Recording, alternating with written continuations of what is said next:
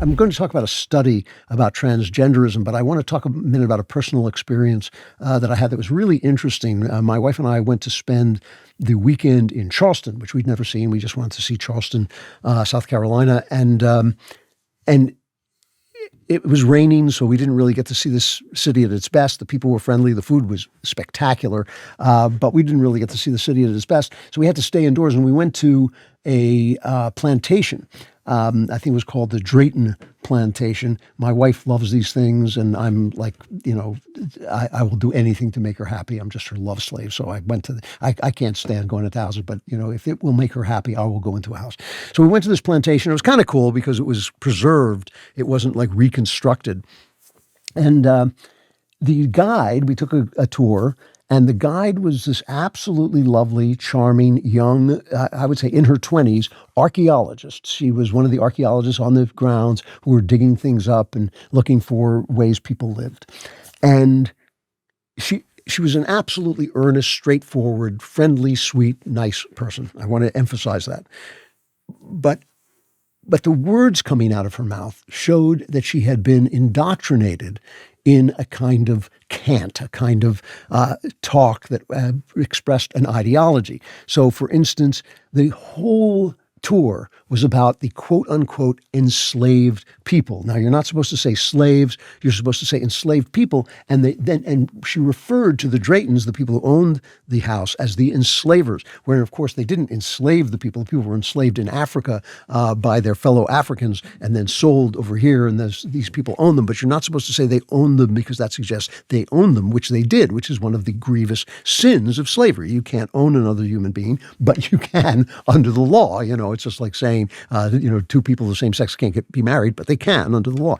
And so, and so she kept saying this, and all she talked about was the slaves. She just every place we went, she talked about the slaves, and the slaves is this and all. And I was thinking, and I don't want to start trouble, but I'm thinking, I'm interested in the life of the slaves, and I certainly am not one of these people who makes excuses for slavery. I think slavery was a bad. I think it was an evil, and I think yes, it was universal, and yes, we fought a terrible war. America fought a terrible war with itself to end it. All those things are true, and yet it was a bad thing.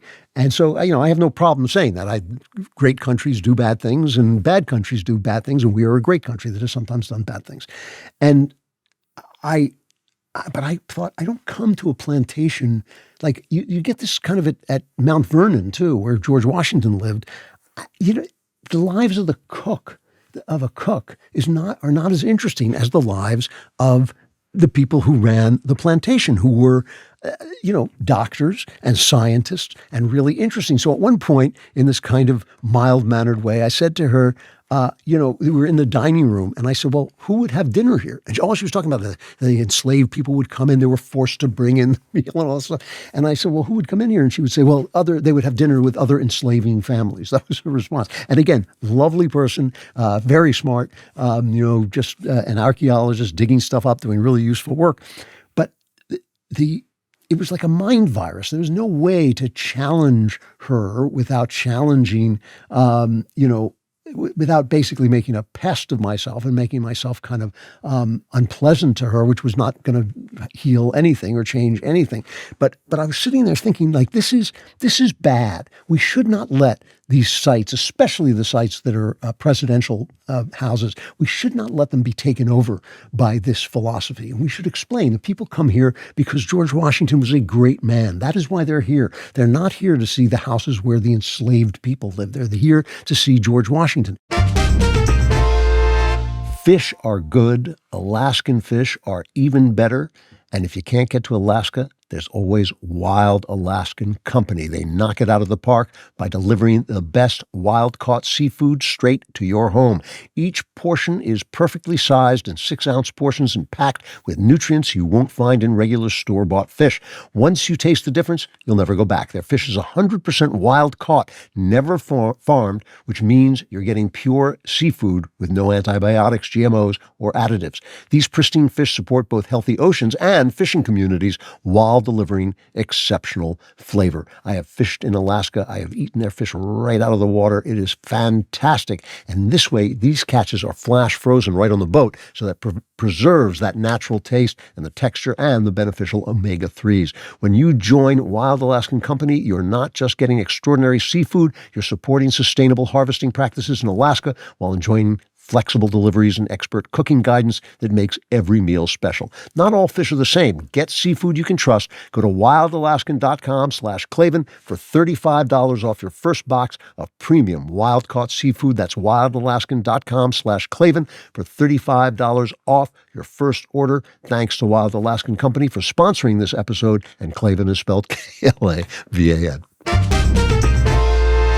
Is it legitimate to talk about the slaves? Yes. Does it correct something that we were doing before? Yes. But we can overshoot the center. We can overcorrect and say things that are that it's kind of crazy. It's basically saying that the normal way people are, that they want to see the lives of the great men who formed their country, that is a normal thing, that they're somehow wrong about that and they are to be deprived of that. So I say this because a new study, and there is a connection, a new study has come out showing that the number of young Americans who identify as non-binary has dropped by nearly half since peaking in 2023. The percentage of university students not identifying as male or female plunged from 2023 to 2025 in 3 of 5 surveys evaluated by political science professor at the University of Buckingham in England, Eric Kaufman. And here's Kaufman describing his study, which is cut 13. The trends look the same across these 3 separate studies. The peak of woke and the political peaks are not necessarily the same as the gender and sexuality peaks. They're not the same thing. There's quite a bit of independence between these trends. That is a peak in 2023 of what you might call non-conforming sexual orientations, that is neither heterosexual nor gay or lesbian. So one of the other categories, which could be bisexual, but equally could be queer, questioning, pansexual, asexual, demisexual, one of these other categories. The choosing of those kinds of non-conforming categories has declined. The pandemic led to a rise in mental illness in the entire young population. I suspect if we had data for 2021, it might even be worse. The study, as he says, as he's sort of saying there, it doesn't actually say that transgenderism declined, but he is deducing that from the fact that fewer people are confused about what sex they are. The people are identifying as male or female. That's what he's saying. And so the headlines are transgender identification among American students nosedives, study shows. But I think the interpretation is largely fair. And I think that the 2 things come out of this. One is that during the pandemic, when people were locked up, when their school was ended, when they were told that they had to go out in masks, which was a ridiculous thing that had no effect on the spread of the disease, when they were told that they couldn't do anything until they got the vaccine, and if they didn't get the vaccine, they were evil, and anybody who believed the truth that it came from China was evil, and anybody who believed that the vaccine didn't cure things, which it didn't, was evil. All of that stuff. I think it drove people crazy. And the mental illness was on the rise. And this is a mental illness. And it's a mental illness to think you're something that you're not. It's not a mental illness, I don't think, to think like, I'm a guy, but I feel girly or I feel feminine. That's a problem that you have, but it's not necessarily mentally ill, right? Mentally ill is to see what is not. And to say that you are a woman when you're a man is to see what is not, and that is mental illness. And so we have the spread of mental illness caused by the mishandling of the pandemic, and it's not caused by the pandemic; it was caused by the government mishandling of the pandemic.